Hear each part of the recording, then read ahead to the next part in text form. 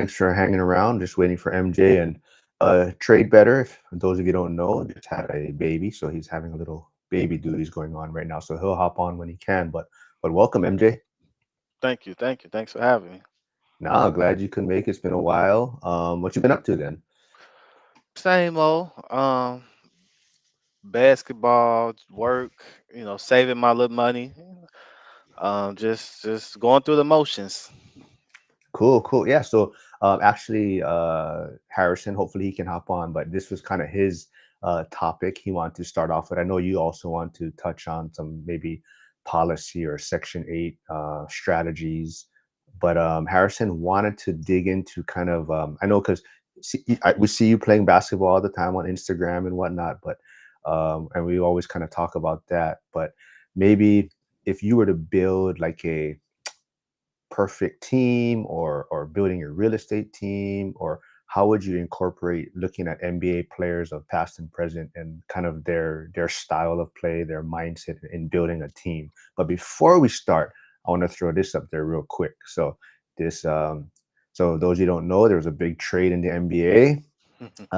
So we can also talk about that and see your thoughts if you have anything on that. But yes, Luca is now with the Lakers and Anthony Davis is with the Mavericks. So, hey, what's up, Brett? Thanks for stopping by. But yeah, you have any thoughts on that? Like, if you were to build a dream team, real estate, or your mindset, like who would you start with building your team? I guess from NBA players.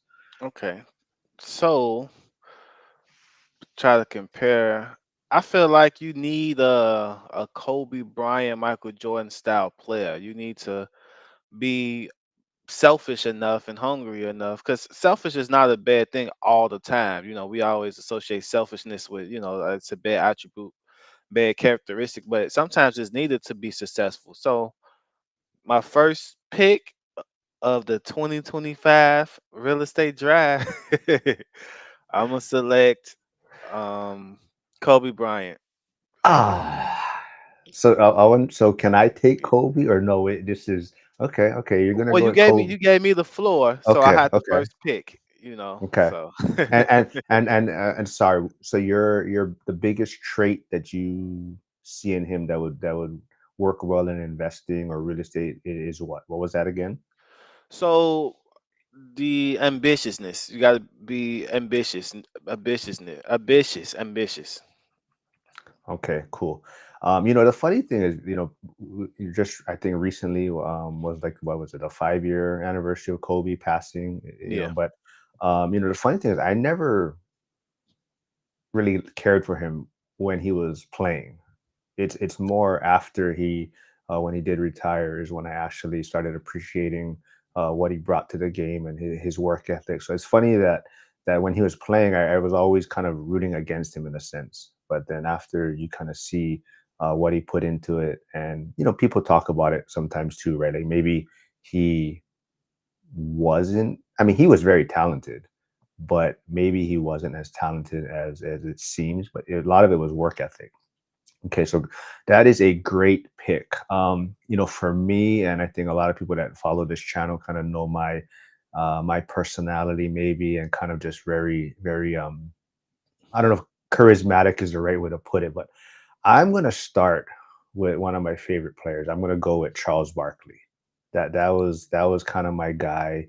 And he, definitely he's had some, moments in his career where maybe work ethic and maybe lazy or out of shape, and maybe he did get by on talent, a little bit early in his career. But if you look at the overall package, I mean, he was very unique, and just the fact that I think his what I like about him is his personality and how he's been able to go from NBA, and now he has a career outside of basketball, but more his personality and his able to just kind of be on camera and talk to people. I think that's super important when it comes into investing and especially real estate. You're dealing with a lot of people, so Barkley would be my first pick. Okay, that's a good choice. I didn't see that coming. I didn't see you Oh selecting Charles yeah, Barkley. well, I like to keep. I'm like Trump. I do the weave, right? I keep you off balance. Exactly, exactly. Okay. Another person player I would pick. How many we get to pick?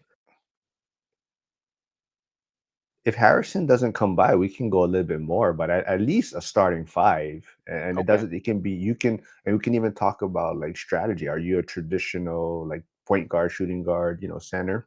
Or are you kind of more this new style NBA of kind of positionless basketball, right? So Right. that's another thing. But yeah, at least five. Let's go at least five.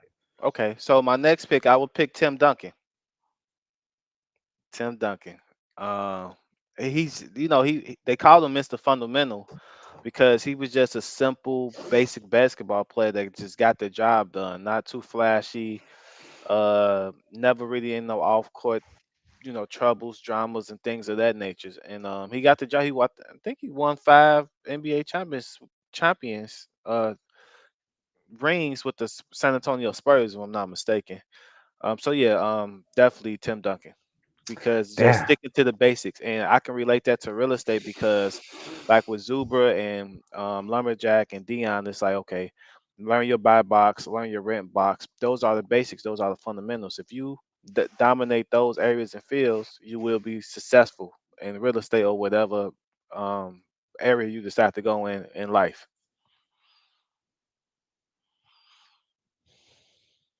Absolutely. That pick hurts. Like that was gonna be one of my that's probably gonna be my next pick. But I see some people stopping in on Instagram. So what's up, Paca and Zach? Thanks for stopping by. Got Andy here also now in the chat. Um, Andy's a funny. He's gonna be one if he does make it to Vegas. I don't think he's making it this year, but he's a big dude. He's gonna be one of my security guards when I'm in Vegas. How Um, big is he about?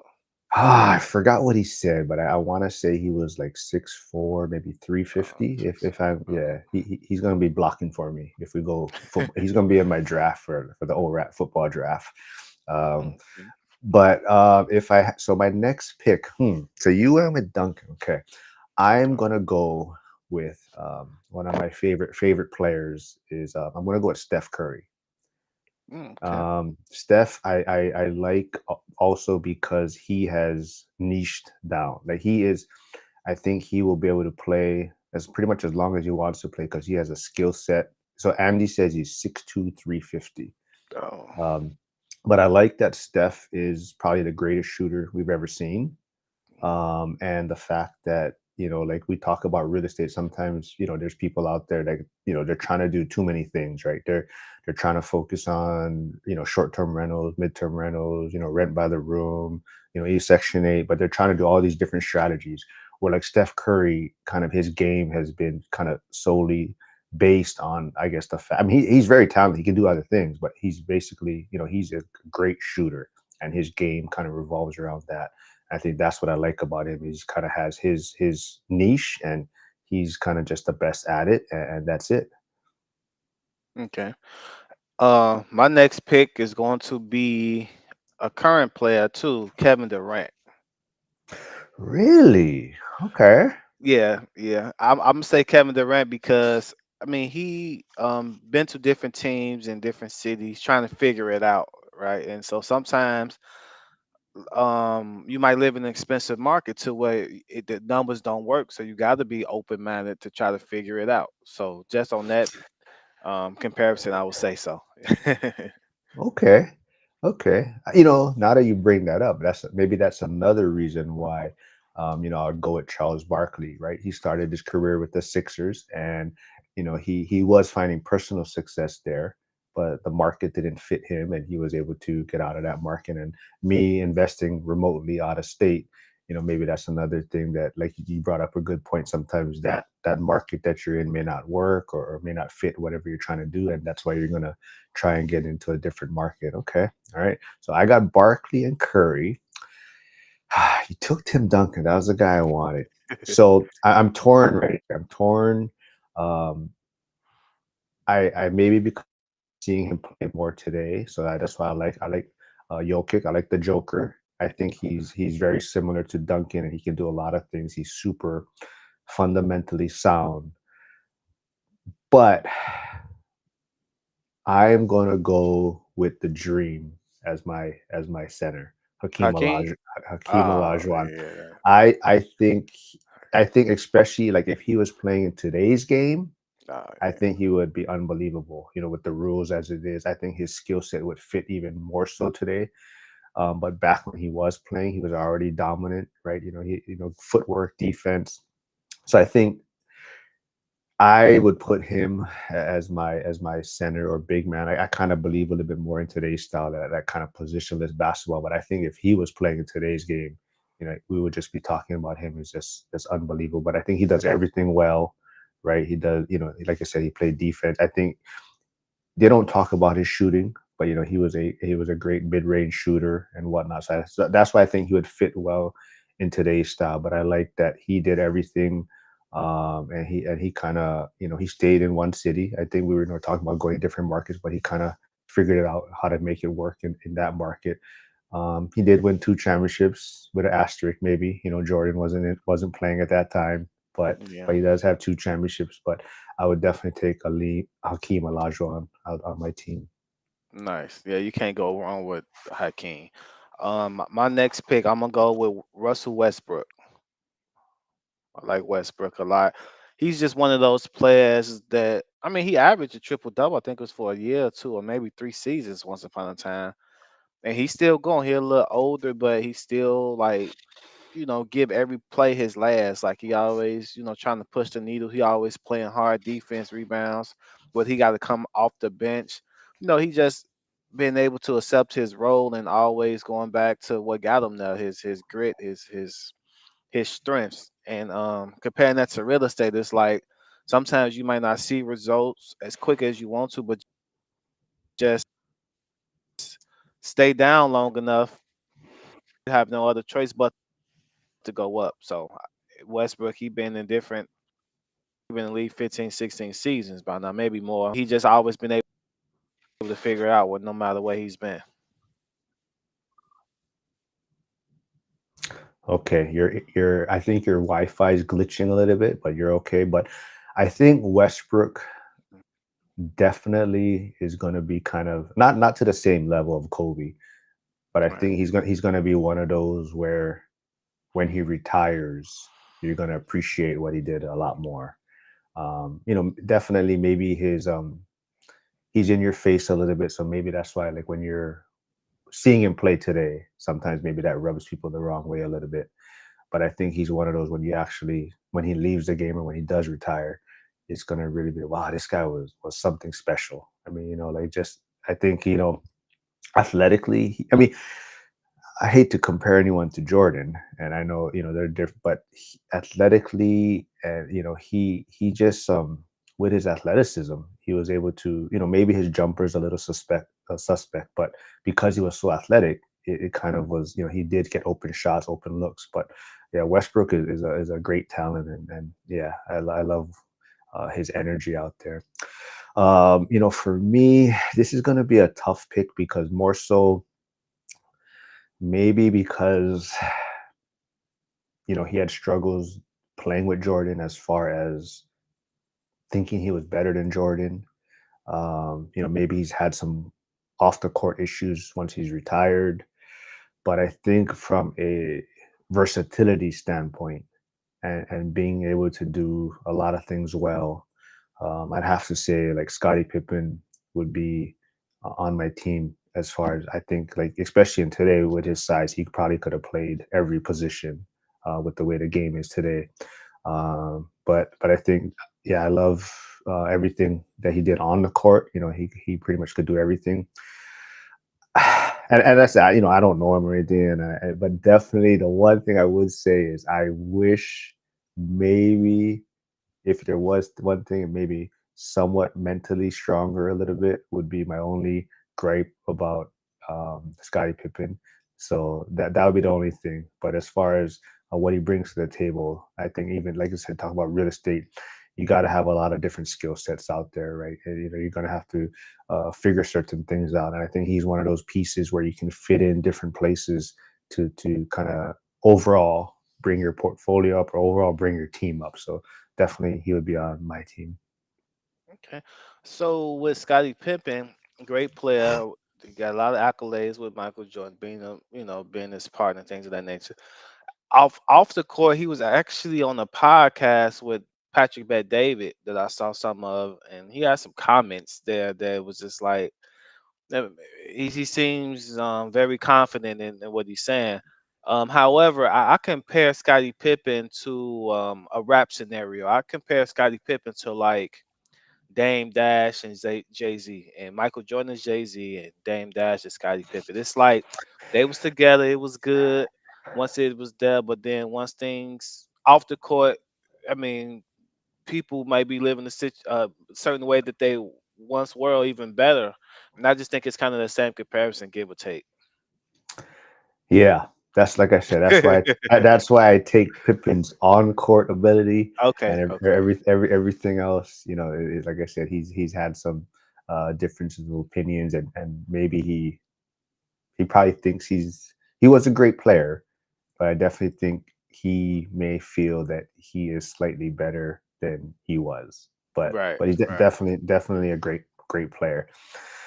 So let's see. It's Oh because wait, I'm. so it's now it's on my last one now. I think Oh, okay. Yeah, that's right. fifth That's right. one. Okay. Shaquille O'Neal, Damn, dominant center. that's charisma too, right? That's sort of Yeah, okay. charisma, funny guy. Okay. But he kept the main thing the main thing. He was trying to dominate, put up big numbers or whatever. He was a terrible free throw shooter, but it is what it is. You can't have it all. But he dominated the center position so much, and he broke a couple of rims to where they had to change the rims of the NBA. So he was a trendsetter as well, Shaquille O'Neal. Well, you do know that Olajuwon embarrassed him in those playoffs, right? In the I mean, championships, right? Olajuwon embarrassed a lot of people. I mean, it happens. It happens. But Olajuwon is the dream. So and you know you're gonna have conflict on your team, right? With Shaq and yeah, Kobe, right? yeah, So now I have to decide if I'm gonna take Jordan, right? Because you didn't take Jordan, right? You took Kobe. yeah, exactly. Yeah. Yeah, So or I is didn't pick is LeBron either. is Jordan gonna be like the 10th pick here out of all these Oh, players we're gonna take, I, right? I So mean, but now I'm gonna have Jordan and Pippen, right? So now I'm gonna have this same thing, this I got conflict Shaq and of Kobe. person. Exactly. So pretty much that's what it's gonna come down to, right? Well, so Jordan and LeBron would probably be definitely the easiest choices here from just a probably NBA. Right. So I'm gonna maybe go a bit off. It's gonna be hard because I'm playing a little bit small ball here, but for me, I loved John Stockton. So Stop. I'm Okay. gonna go with Stockton from being to me just fundamentally sound also, and he had a very long career and very durable, right? So he went through whatever struggles they ever had. He kind of just a boring player, right? He did it in a small market, like for me, I'm investing in Pittsburgh, which is kind of a smaller market, right? So I like John Stockton just from, a lot of times I think people don't give him the credit that he did just because he never won a championship. And people always say, oh, he had Carl Malone. All he did was, pass the ball to Malone and whatnot. But I mean, you look at his percentages, his defensive statistics and things like that. I mean, I think he's up there. I don't know. I could be wrong, but I know he had the all time Assist leader. steals, Oh, well, steals. steals, right? Yes, he up there. I'm Yeah. not sure if he's still at the top, but just things like that. Even hit. So to me, he was Steve Nash before there was Steve Nash, so.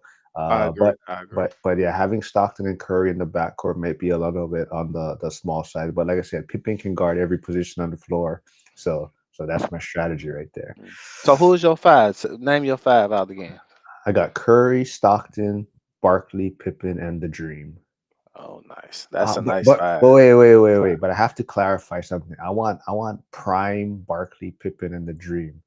Yeah, yeah. Not when they were all playing in Houston together and were too old and they had Drexler still yet too. So I don't want that. I don't want that version of them. Right, right, right. Yeah.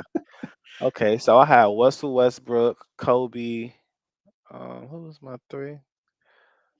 I know Shaq and Tim Duncan. I'm trying to see who Oh, was my three. you had Durant. Well, man, you have too much Oh, Kevin class. Durant. You got Kevin yeah, Durant. you got Westbrook and Durant gonna be clashing. You got Shaq and Yeah. Kobe. You got too much Oh turmoil going yeah. on in that team. Tim Dunk, Duncan go even it out. Uh, all right. Well, I think a lot of it, like I said, this was just a fun one. Hopefully, maybe Harrison, when he can get on, he can give us his quick five. I don't know if you want to go one bench player, if you have one bench player in mind, or you want to go Yeah, off I to go bench player. I'll go DeMar DeRozan. really. Oh, that Yeah, I that like DeMar. I I like DeMar. okay, man, interesting. And You I know, would say DeMar DeRozan because he a fundamental mid-range style player. Like a lost art in the NBA. Everybody want to shoot the three and stuff like that, and he still like control the mid-range. He still get majority of his buckets, shooting mid-range jump shots. So hmm, I'm torn, right? Because, like I said, Jordan and LeBron would be the easy choices here. right. I like Chris Paul a lot. I mean, he's definitely like on that neck. Like you said, mid-range game. I think he was a lot better. Uh, but are you Shane? There's a question for you. Are you That's Shane a Mosley? boxer. Yeah. Nah, I wish. I wish. 1-2, 1-2. um, but thanks for stopping by, Jerome. But I don't know if this is your first. I never seen you here before, but don't forget to subscribe and like the channel if you can for me. Man, I'm torn right here. I'm gonna go with someone current just because it's someone current, and it's probably my and like I said, the Joker is one of my favorite. But currently, the guy I like, and the only thing he has a hard time staying healthy. Um, but I really like Tyrese Halliburton in today's NBA. Tyrese That's Halliburton, the point yeah, guard for the Pacers. yeah. I same thing. He's super efficient. I love his game. His girlfriend is beautiful. But I love I love his game. The only thing is he can't, he has a difficult time staying healthy, seems like. But that was interesting. Hey Jen. Jen's here to make trouble. I know the ladies of ORAT. Are you having a live today or a Zoom call today? But yeah, his game, I love his game, and especially I think when you talk about real estate investing, hopefully Halliburton can get over these injuries and this struggle. And as you probably know, I probably know, we know in investing, especially in real estate, you're going to go through some hard times, and sometimes you're maybe questioning your decision on why you're doing certain things, and if it's worth going through the struggles, right? So I think Halliburton's kind of at that point where he's trying to figure out how to overcome these injuries and whatnot. But when he's on the court, super successful, super productive. But I think just like anyone that's going to get to investing, right? It's trying to figure out how to get through those somewhat challenging times. But yeah. I'm looking at the comments. I think Ike Hobb said, "I came here to hear about Section 8, not the self-centered NBA." Oh, I didn't share. Oh, I hear that one now. No, see, Ike is. I would have Ike on my channel more, but his Wi-Fi is horrible, so I can never use any of the content after. I can't make any clips because his audio and his Wi-Fi is terrible. So Ike, if you're still here, I'm letting you know that I couldn't use any of the content from our last recording because I can't get the clips to have the audio come out clear. Oh, Jen's here. She says 8 a.m. Ladies of ORAT, which they keep not letting me allowed into. I'm trying to get into to see what they're talking about in the school community, but they don't let me in. Crawford in at 6. Crawford, are you talking about Jamal Jamal Crawford. Crawford? Yeah, Oh, okay. Yeah, I can see yeah, that's that. a good one. That's a good That's one. I can see that. All right. All right. Yeah, that's a good pick. But okay. So we didn't go with some obvious picks, right? That you're talking about, especially the old. Of course, maybe we're kind of staying later '80s. Seems like, right? Um, because there's no Magic, no Bird. But I'm surprised, Jordan, LeBron. No, none of us took them. But yeah, okay. This was a fun one, man. This was so Ike, to make you happy. Maybe we'll pivot a little bit and move on to another topic. Or if anyone else wants to chime in, who their five would be. I see Crawford in at 6. Some people seem to like my Olajuwon pick. Nobody seemed to like any of your picks, MJ, but that's fine. But yeah, so this pivoting on right now to like maybe some Section 8 things, or maybe policy. Trump, there's a lot of stuff going on with Trump being in office or what now. Let's see, about a month or no. 11 days, maybe in a sense.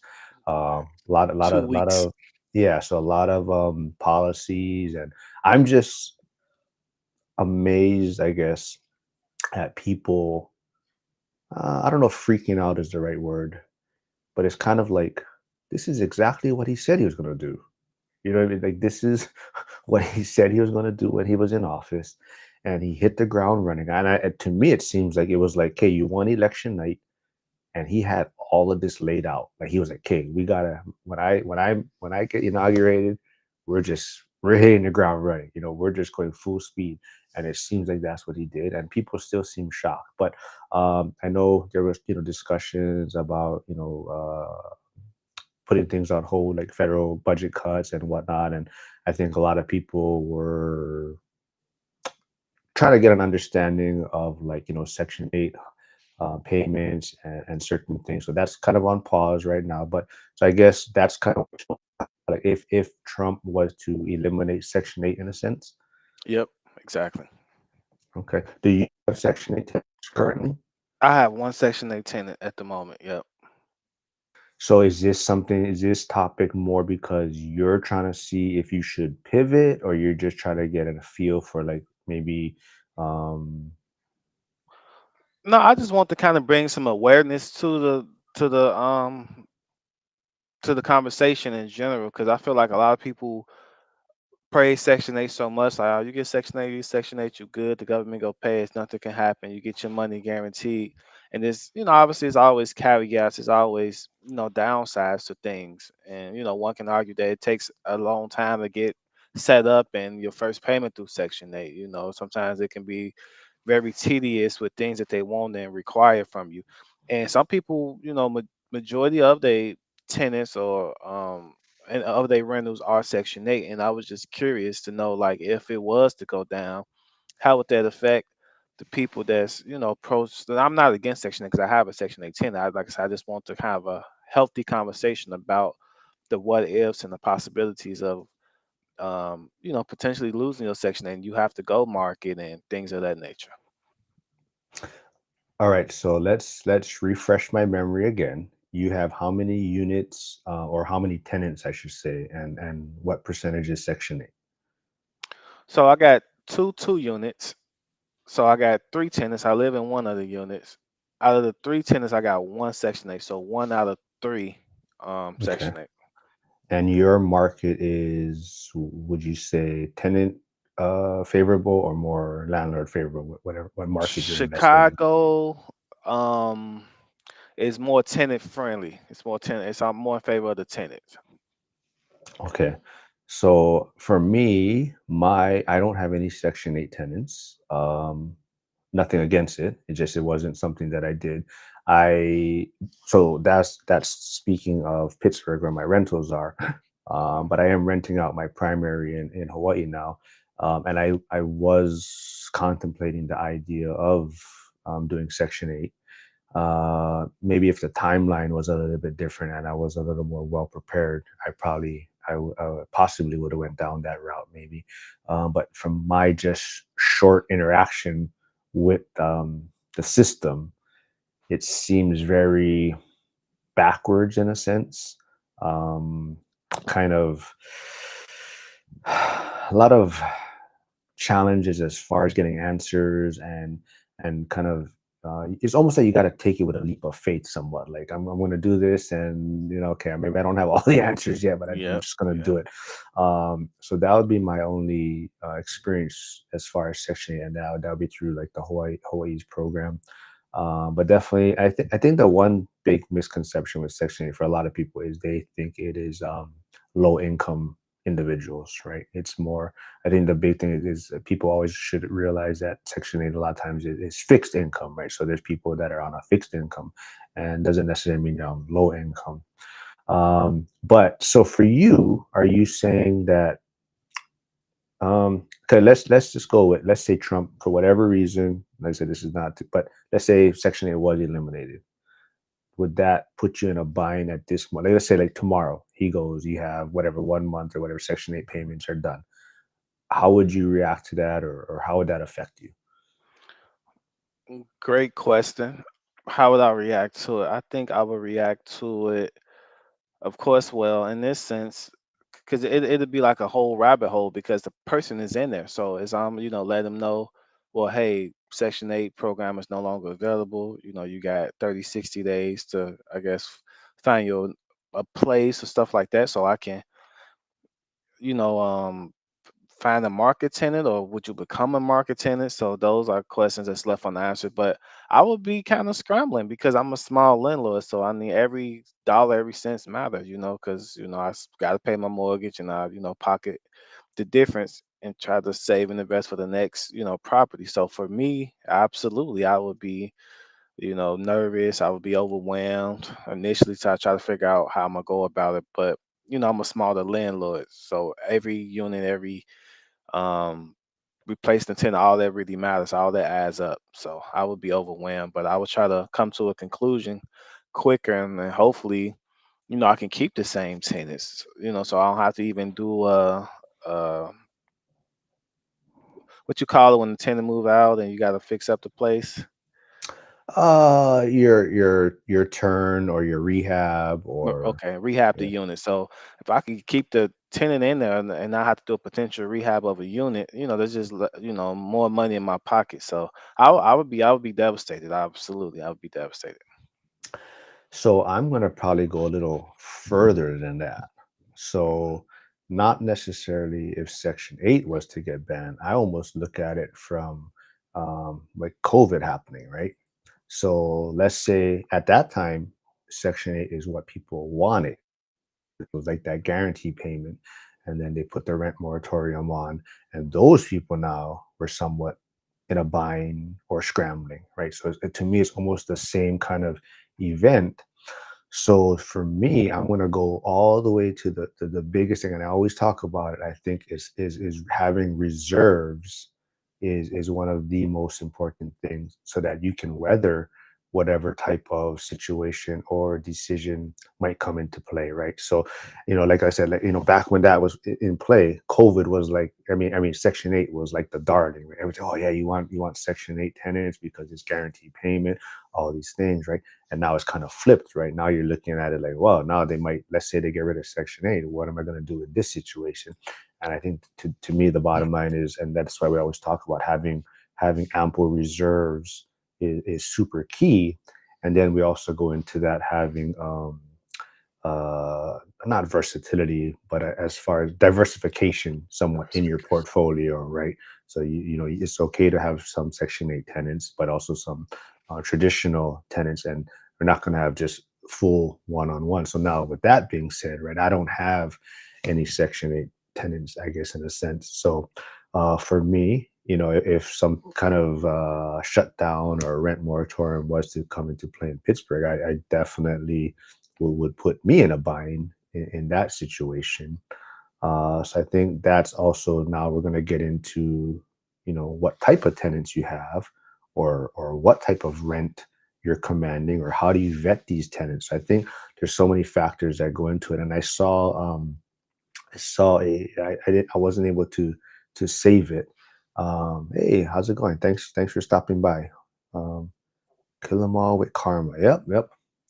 Hope you have a great day too, man. Or ma'am, or ma'am, whatever. But hope you have a great day. Um, but I think the important thing is also not always maybe commanding top dollar for rent. I think that's the one thing, right? You want to make sure that these individuals that you're putting in there are well qualified, so that maybe when, if something like this does come down the road, they are able to cover rent for a certain period of time, for when you're talking about like traditional tenants, right? I got a couple of questions for you, Mark. So Pittsburgh is a landlord friendly city or a tenant friendly city? So I think you would say, if you had to really, Pittsburgh in general is somewhat kind of in that purple area, Okay. where you're fairly, you know, blue and red mixture. So it kind of leans both ways. I mean, I don't know if that's the right way to put it, but it would probably be very in the middle. kind of a fair policy. Yeah. Okay, so this how I would kind of base that. How long would it take to do an eviction in Pittsburgh on average? Well, I haven't done one myself specifically. Knock on wood. I haven't had We that knock issue on wood yet. with you too. Yeah, yeah, and that, but it seems to me it really can go both ways. Like Mhm. I've people that I know investing there. They're like, oh yeah, if you have, your paperwork, whatever documents, it doesn't take that long in a sense. I mean, I wouldn't say it's like, you know, couple weeks and the situation's gonna be resolved. You're probably talking still, you're probably talking, I would say maybe a good 30 to 60 days, Okay. Okay. but fairly reasonable if you're kind of have everything documented and whatnot. But it's not going to be like this long drawn out process Okay. Okay. usually. I forgot what happened to my friend's one, but he did have a situation. His tenant that he did have was, I guess, accused. I don't know, charged, or basically was in jail for, um, I don't know, sexual abuse, rape, whatnot. But anyway, the tenant wasn't paying and they didn't know why. They're trying to reach out to him, whatever, and then I guess they found out he was in jail, and so they had to evict that tenant and whatnot. But yeah, so and I think Mikey, I believe Mikey has gone through one. But so nobody wants to go through one, Yeah, of course not. Of course not. but definitely you're just hoping for kind of a smooth process in a sense. Yeah. Right. And the next question I got for you is during the pandemic, would you still receiving your monthly rental payments? Like what percentage maybe of your portfolio did or didn't receive it during that time? Man, you're trying to jinx me, aren't you? So knock on I wood mean, again. Knock on wood again. I've been fairly fortunate through this journey, that I haven't really had any issues as far as tenants not paying. okay. I mean, I've had tenants. I do have a tenant that is constantly late. And that's Um, okay with paying the late fee, right? It's just like, Yeah, so she pays the late fee every month. She does communicate like, oh, I'm gonna pay it this. So it definitely, it's not as if I'm chasing her down like, hey, this. I mean, she does communicate, and so that brings me to another kind of topic that was brought up in school, and I think it's a very interesting one, and more people should maybe look into it or think about it, especially where rents are right now. Right, rents are kind of flat for a lot of markets, so some people, instead of increasing their rent, maybe for this year or for this next lease, they're looking at increasing fees. They might increase the late fee, they might increase a pet fee, whatnot. So it's just these additional things that, so you're not necessarily increasing the rent because rents are flat, and hopefully you don't want these people leaving or you don't want a tenant turnover. But maybe you could increase some other things that now are kind of there maybe for the next lease, right? So let's say you increase the late fee on this one, and when you do, maybe the next lease comes around the following year. Now you have this possibly higher late fee rent, or late fee, and then now you can increase the rent, whatever, maybe 25, 3%, 5%, whatnot. But there's other ways to, I guess, consistently be improving your lease in a sense. But so that's something I'm thinking about too. So this tenant that always does pay late, like I said, she always paid, but she always pays the late fee. I might put in somewhere where, hey, I'm not going to increase the rent this year, but I am going to increase the late fee to incentivize you to try and pay on time now, right? So you kind of avoid that increase. So that's something I'm looking at. oh, I never thought about that. I think that's kind of a good option in reality. I mean, but as far as the pet fee, I mean, well, if the pet is already in place and you charge for the pet rent, then that would increase the rent. So say you charge $50 for a cat or a dog, the rent was 1,600, but they got the cat the dog at 1,650. If you raise the pet rent, then the regular rent gonna go up too. You see? Yeah, yeah, but I guess it's they're just it's almost the weave, right? You know, you're talking the Yeah, weave, right? yeah. So it's you know you're not really increasing the rent, maybe, right? So it's almost like Dion's binder strategy, somewhat, where you're almost getting the tenant to think that they're winning, I guess, or they're making this decision, I guess, or throwing that out there. So, but It's yeah, actually so a good idea because even though we getting hit upside the head as landlords, whether it's homeowners insurance or property insurance, I mean, we kind of got to eat those costs. And there's ways on how you go about your rent increase. It could be every year, or something like that. But I just when I first went up on rent, the first year after the lease and stuff like that, some tenants, it's almost like it's like, man, why are you doing this? It's like you kind of got to train them almost, so it can kind of, I guess, they expect it, or because it's like you let that year or two go and then you do it. Either way, you're gonna get chewed out the first time around. So it's just like, just put your head down and let's just get it over with, so you can kind of get used to it, or get to it to an extent to where you just don't think you just been in this place for 2, 3, 4, 5 years and no rent increase ever. And the owners, majority of us don't own our properties outright, and you know, like I said, we getting hit upside the head with homeowners insurance and property insurance. And um, yeah. Speaking of that, um, what's your opinion as far? Things happen. I want to be sensitive to everything, things that happen in LA, and the stuff that happens in Florida, the hurricanes and this and that, that the country as a whole are, I guess, being penalized with homeowners insurance. Isn't it regional as far as, like, say, the Midwest, the Northwest, the Southeast, the Southwest, as far as how they come up with the numbers for homeowners insurance versus, because if something happened in California and I live in Illinois, how do that affects me? So it's like, I want to hear your thoughts on that.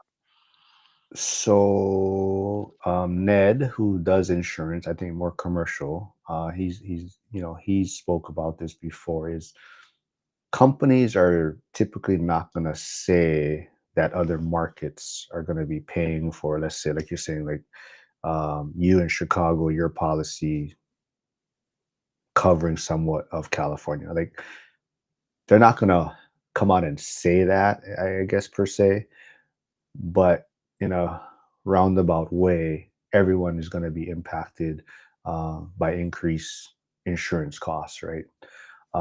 So, like you said, we want to be, sensitive or considerate about what's going on in, like even North Carolina, Florida, California. Insurance is probably that one expense that a lot of people overlooked before. It was kind of just this basic one line item expense that people kind of were like, hey, insurance, I got it. I'm going to overlook it. But now it's become probably top line. Like, oh, I got this. This is my insurance for this market. And they're really trying to factor that in. Um, so I think there's a lot of, and for me, I think that's also why I prefer to invest in more affordable markets, in a sense, instead of, let's say you were investing in California, early on in your journey, and most of your wealth or most of your resources were in this one property now. And it could be doing well in California, one, and you could be cash flowing, but the majority of your capital is tied up in this one property, right? And now I think that's going to handcuff you. Let's say, unfortunately, you were in the Palisades, and let's say you lost your rental. Now you're trying to figure out how to get this property back up to speed, dealing with insurance, but now you've lost all this revenue in the meantime, and all your capital is basically tied up. So I think that's why, for me, diversification is also having my resource, even if it's in one market, is kind of spread out in one market. Where if something was to happen to one property, now I have these other pieces on the chessboard to either move around or keep me afloat or whatnot. But yeah, definitely insurance has been a big issue for a lot of people right now, and I think a lot of people are starting to look at it differently, even like a paid off property, right? I think a lot of people are looking at, does it make sense to have a paid off property?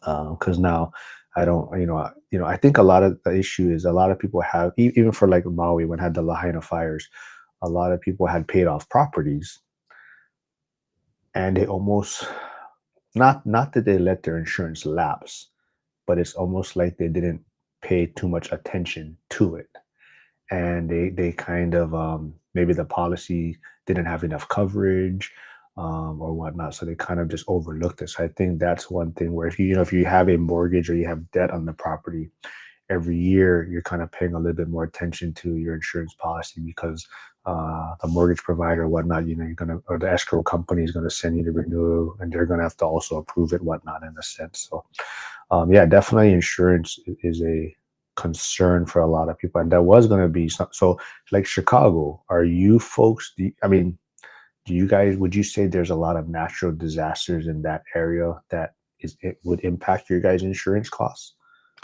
No, not in the Chicagoland area. Maybe like down southish, like going maybe to where it's more open fields and plain stuff like that. There's every now and then they might have a tornado, give or take, but they don't do too much damage because it's like pretty much open fields and stuff like that. And it's be highly televised, and people know way ahead of time to take shelter and do the essential things to survive. But not really.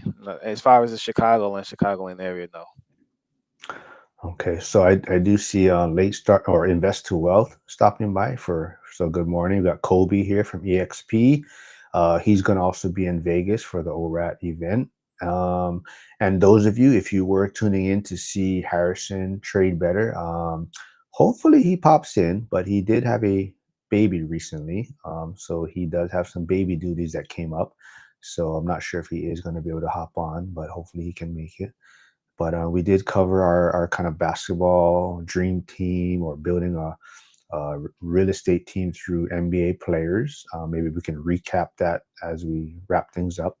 But right now, we're kind of just talking about insurance, Section 8, maybe, I guess, how policies, Trump being in office for a few weeks, kind of having people evaluate their portfolios, and what they're going to be doing next. So for you, MJ, do you think you're going to continue with the Section 8 route, or how are you looking at maybe your next deal or your next tenant? Absolutely. I'm still confident and believe and trust in the Section 8 process and the idea of it. Because, I mean, even depending on when the first fall, you might get your money the 30th or the 31st of the previous month. And it's just like, ain't nothing better than that to just see the money in your account. And with having a good tenant as well. So she is a great tenant. And it's like, just two birds in one stone. I picked the right tenant. I went through the process. I put my head down. I did what I was supposed to do, and now I'm kind of reaping the rewards. It kind of reinforces you that you did a good job, and it's one of those small wins that can trigger over the long term. In my case, I'm a person that needs those small wins to keep my momentum going. So for me, I will absolutely continue to invest in Section 8. Absolutely. Yeah, I think a lot of people do well with Section 8, and I think, like we were talking about earlier, it's just part of diversification. And like you said, you don't have all Section 8 tenants, so you do have a mixture of both. So I think that's the probably the best way to look at it, is people that do want to get into Section 8, kind of balance out your portfolio. But yeah, definitely Section 8 can be a game changer, right? Like you said, it's nice to know that that guaranteed rent's going to come in every month. And but same thing, right? It's a lot of the basic, even with a long-term tenant, it still comes down to screening, right? What type of tenant you're going to put in there. It also comes down to same thing we talked about, reserves. Whether you're doing Section 8 long term, you want to make sure you have enough reserves in there. And I think that's just part of the whole learning process too, right? Hey, Steven, what's up, man? See you in Vegas in about a week. We'll be seeing MJ. He didn't go for the tickets this year, but he'll be doing it virtually.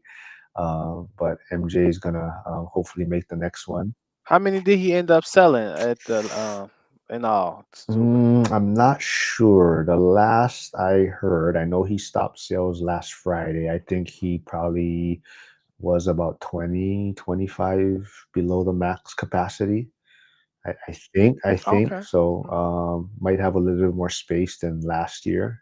I'm not sure how he's going to use all the space because I think if anyone that went to the event last year real or noticed that there was a lot of space available to be doing other activities and maybe breakout rooms and whatnot. But so we'll see how that goes.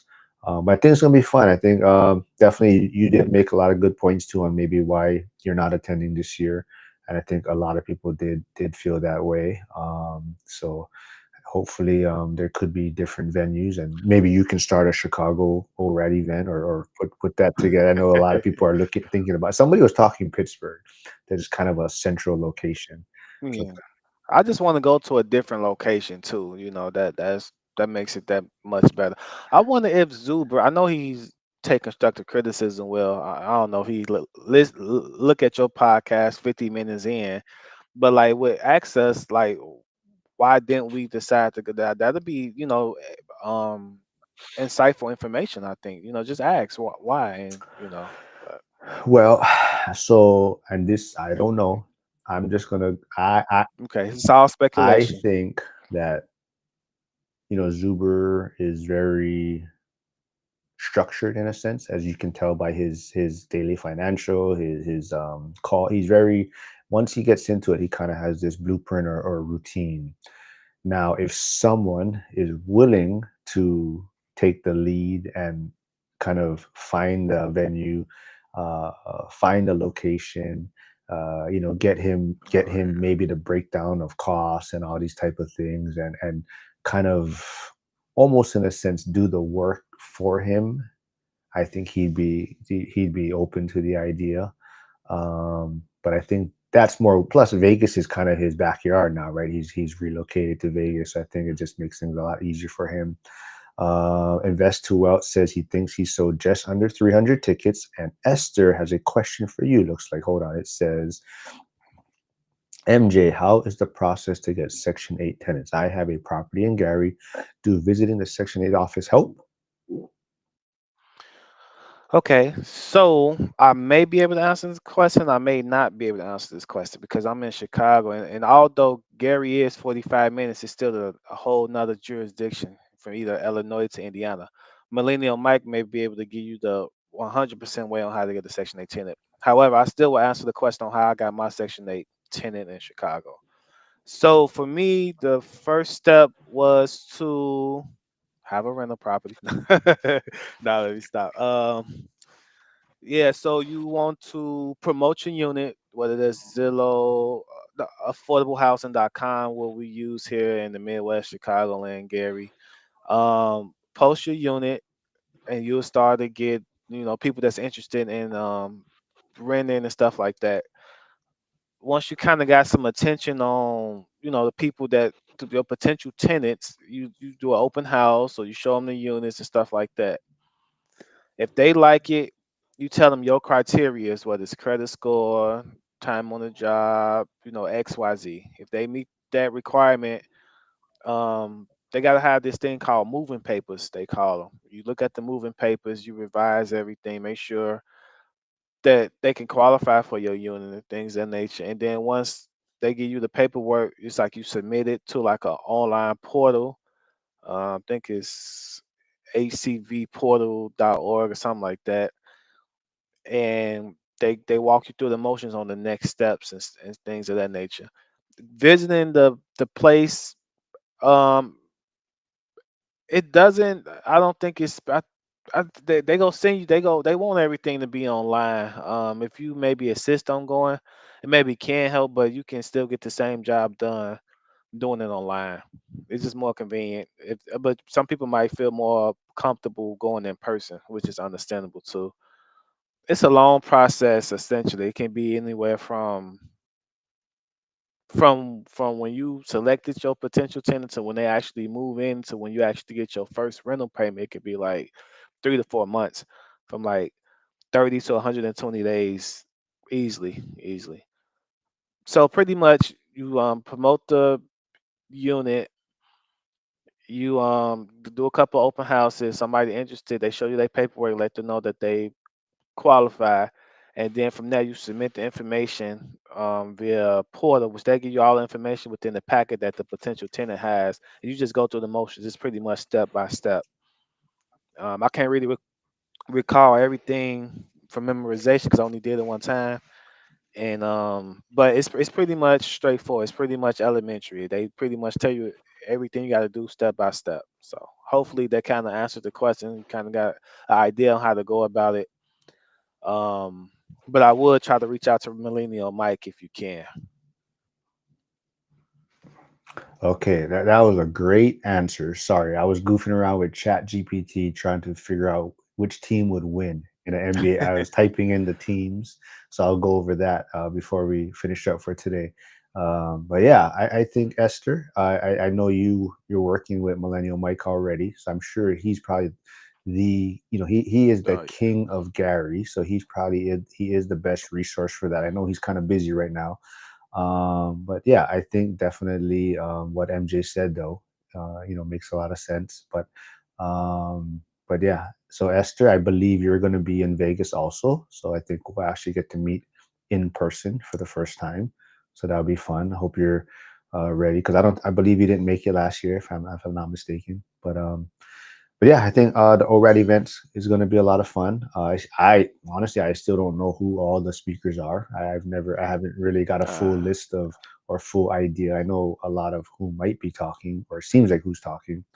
But yeah, I think it's going to be fun. I think, do you do their screening, credit score, income? So this is for you again. Let's see. okay. Do you do the screening credit or income? Yeah, you do their screening. You do check the credit score. And you do the income. They got so with if they in the Section 8 program, they got a Section 8 voucher. So Section 8 has done a screening credit score income for them as well for them to be able to qualify for the program. But as far as a tenant standpoint, you have to you can't just say well they're in the Section 8 program they good or whatever. You still got to do your own screening, credit score, income. So yeah, yeah. So it's yes to both. The program does it for the applicant, and then you should do it as well before you place them in your unit. So, you know, I also manage properties out in Hawaii. So we do have a Section 8 tenant. So for you, do you have, I know technically they're supposed to do an inspection every year, correct? Section 8 on the property. Well, I think it's every two Okay. years, and I'm coming up on my second year this year shortly too. So I gotta make sure the property's within code and regulation stuff like that. I'm still waiting on them to give me the heads up, like, hey, we'll be coming around this time. This the things that we're looking for. But what I heard they looking for is pretty much keeping it things as far as safety, smoke detectors, stuff like that in general. Yep. So it's supposed to be every 2 years here in Chicago. Well, I think you may have a friend that popped in. I have a feeling you may know this person. I'm not sure, but they do have a comment The for one you. and only Nicole. Do you know who that is? They do have a question for you. Uh, I will not. This. Thanks for um, stopping by, though. Just make sure you subscribe. Nicole, gender affirming. I don't get the question. Yeah, Break it down for me, Mark. man. I'm not trying to get canceled here, but I was it's assuming it's some transgender reference or whatnot. But yeah. Oh, Oh, okay, I bet. okay. Yeah. I mean, there's all those kind of people trolls out there, or like I said, Oh, okay, okay, maybe you okay, know them. I'm okay, not sure. Maybe they're messing with you. But as long as you're here, just make sure you subscribe. okay. But talking on sex, so my experience has been they're so understaffed that you know technically they're supposed to do an inspection every year, um, but they don't. So that's unless you really reach out to them to, hey, we gotta do our annual inspection, whatnot. But that's been my experience with Section 8. Yeah, I'm still waiting. I mean, I'm patiently waiting. I mean, she like I say, she a great tenant. I come over every now and then just to do a visual inspection. Everything seems to be okay. If something do comes up, she let me know. Um, and the money keep coming in, so I mean, I'm not gonna open up a can of worms for myself, you know. So All right. Well, I got to wrap things up probably about 5 to 10 minutes. We got a couple of different directions if you do want to cover, or unless somebody else has a question that they want to throw in the chat. But I don't know. Do you want to? So I showed this earlier. I don't know if you have any thoughts on the Anthony Davis Luka Doncic trade. If you have any jokes or your, I know there's a lot of different theories out there. What's going on? Or I know you playing a lot of basketball. I don't know if you're still swimming a lot, but I did mm, have this post from Tom Bayou. I love what he puts out there on X. But he's talking about universal health care won't save you. The truth, it just lowers the cost of dying. If people keep eating garbage, mm. no system will fix the real problem. We're funding sick care. So I don't know which maybe final thoughts you want to touch on. You want to touch on I'll do the Mark Cuban okay. one. Mm. So you was that did that shock? Did that trade shock you, I guess? Absolutely, absolutely. I didn't see that coming. I think it shocked everybody. So I think Mark Cuban didn't have nothing to do with it. I mean, if you guys know, he did share a lot of his percentage and stake within the Dallas Mavericks not too long ago. I think it was over 50%. He's a minority owner now, and so he kind of took a back seat, literally and figuratively. So once you a minority, you don't got access to a lot of information in the day to day of the team operations like you once had once you was the majority owner. So he didn't know this happened. He really loved Luca. Man, before he made a comment saying like, if I had to trade my wife for Luca's stand or something to sign me up, I'm finna get a divorce or some of that sort. And so he was really shocked about it. The trade, I think it's a good trade even on the Dallas side. I think Anthony Davis, he played I think 70 plus games last year. This year he played a lot of games. He's been averaging a double double. He's really been doing it. So I think he gonna have a chip on the shoulder playing with Kyrie and Klay Thompson.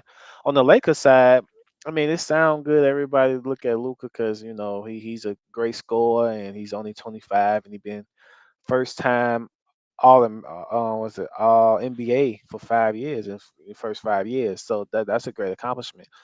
Some doubts and things of now is that he's overweight. He's injured a lot, and can he play with LeBron? Obviously, if he can get the weight under control and stay healthy, I mean it can be something there. I mean he's a generational talent for sure. It can be the next 10, 12 plus years if he can stay healthy.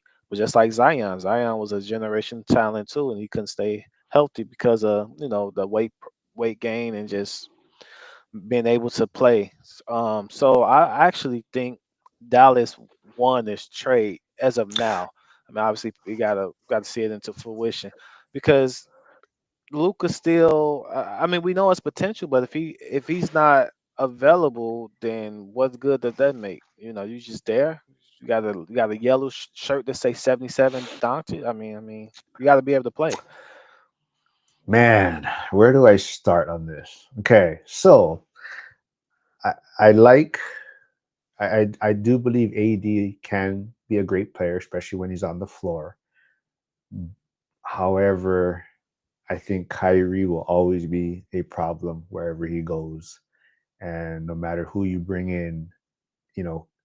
And I think I sent it to you, but there's this whole thing about the Trojan horse and the idea of the Lakers setting this up years ago and almost like putting Kyrie there in a sense, or getting Kyrie there to kind of break up or be able to get Luca down the road, right? So I mean, Kyrie has worn out his welcome pretty much wherever he's been, right? I mean, for the most part, and kind of But they just went to the championship last year. true, but he also won a championship with LeBron, right? Didn't he? Yeah, And yeah. it's kind of, but he just seems to wear out his welcome wherever he Mm. goes, and he definitely. So you think he has something to do with the Luka Not trade? him directly, but for whatever reason, like you said, Cuban stepped back, and whoever is in charge of the team or day-to-day operations. And yeah, definitely there is concerns with Luca, his weight and conditioning, and as we kind of touched on earlier, talking about relating NBA skill set and mindset into to investing. It's a long career, right? A lot of these guys, it's a long you can, and Luca's had a great short career so far. But if he, definitely the conditioning and weight can play a factor down the road, right? And just like in real estate, right, if you're not thinking of the long term plans of things or vision, right, you can get some short term success, but it may not translate to a long term goal. Let's see. What did Jovi's a little punk? So let's see. Moreno spent all his time to fight. Yeah. Well, Joe's yeah. He doesn't know much about sports because he's a Packers fan. But definitely Luca, yeah, his conditioning is going to be of concern. But you also got to look at it from a money and marketing standpoint, I think, for the NBA. And also, you have the Lakers, probably the most visible team with the Knicks right out there. I mean, Dallas is still a big market, but you're talking about the Lakers, right? Like you're saying, the purple and gold jersey, right? Being in LA. And I think this is going to translate for a lot of dollars overall, right? For the NBA and for the Lakers, right? They say he lost a lot of money. Luca, he as far as his player option or something, he lost or going to lose like over 315 million or something. Like if he would have stayed in Dallas, and they were saying that was a thing that Dallas didn't want to do too, but allegedly or whatever, that was one of the reasons they shipped him off as well. I think as we all kind of know too, right? It's a lot of times these players don't build their wealth on their contract in a sense, right? It's kind of what they're doing Yeah. outside or what it brings for their career. So I think that's where he's probably going to make it up. And a lot of people feel that's why LeBron ended up in LA too, right? It's from the outside entertainment world and whatnot. That's going to be his after career. But yeah, this was a good live. I mean, I wish Harrison was able to hop on. This was kind of his topic. He wanted to talk about. We got into the Section 8, as far as hey, whatever happens, happens out there, right? If it does, if Section 8 does end, hopefully you're not all into just one tenant base, right? You kind of diversifying. But as we touched on too, right, it really just goes back to some of the basic principles of having, enough reserves and doing proper screening, right? Trying to put the best tenant in there possible. And we'll just wrap things up. So I did chat GPT our teams that we did build. So I'll just recap it. So MJ had let's see, you had Shaq. No, yeah. Shaq, Duncan, Kevin Durant, Russell Westbrook, and Kobe Bryant was your five, right? And my five was Steph Curry, John Stockton, Barkley, Pippen, and Hakeem Olajuwon. And it talks about interior battles and perimeter defense and whatnot. So it says if the teams played in the modern era with a focus on spacing and 3-point shooting, my team would probably have an edge because Curry stretching the floor and Stockton controlling the tempo. But in a more physical, traditional game, tier one or team one, MJ's team, sheer dominance in size and interior play would wear them down. Overall, I'd give MJ's team the win in a best of seven series, probably 4-2. Shaq is too much to handle, and Kobe and Durant would get buckets. But I just want to remind everyone, Olajuwon embarrassed Shaq, I believe, in the 94 and 95 championship. It happens to the best. Michael Jordan embarrassed everybody, so hey, it is what it is. And the funny thing is, MJ and LeBron did not end up on either one of our teams. Yeah, yeah, Yeah. yeah. All right. Well, thanks everyone for stopping by. Hey, Jen, thank you. Hopefully, you guys will let me in, and the ladies of ORAT call today to check it out. But yeah, this was a fun one, and see everyone in Vegas. Wait, haha, I remember Pippen. See, yeah, she Jen knows my team. She knows Pippen and Hakeem. But yeah, Chat everyone else. GPT is the future. deep seek, man, deep seek. Oh, right, right. Yeah, that's I don't even want to go down that rabbit hole. Yeah, right. Well, everyone else out there, if I don't do any, I'll probably try to do a live before the ORAD event. But if not, I'll see all you folks next week in Vegas. And MJ, thanks for doing this, man, and we'll get you back on again. Absolutely, no All problem, right, man. Mark. All right, man. Have a good day, everyone.